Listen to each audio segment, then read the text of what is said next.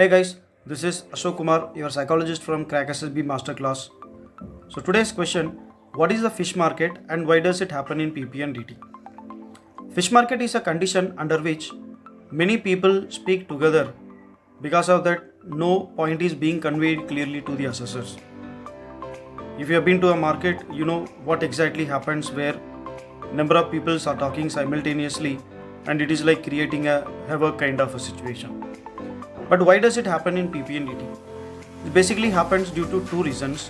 The main reason is that everyone wants to perform best in the GD. There is a misconception that the more you speak in the GD, you will be seen as an effective candidate.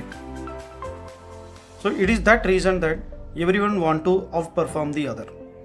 You must understand that the purpose of GD is to bring out your effective points, not that how much you speak in the GD. The second reason why fish market is more in the PP and DT is that due to familiarity factor.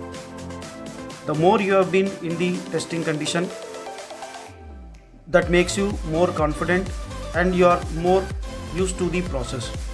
That is why the fish market happens more in the repeaters batch compared to the freshers batch.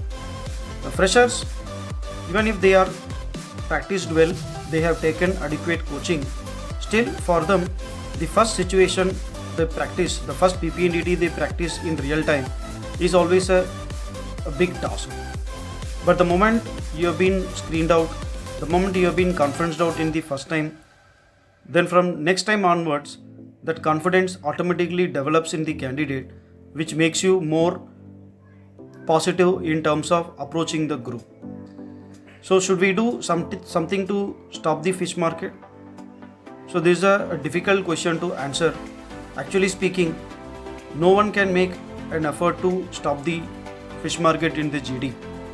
It is a process which is a part of PP and DT which cannot be stopped. I hope you understood some basics of this particular question of today. If you have liked this video, please share it with the others. Thank you.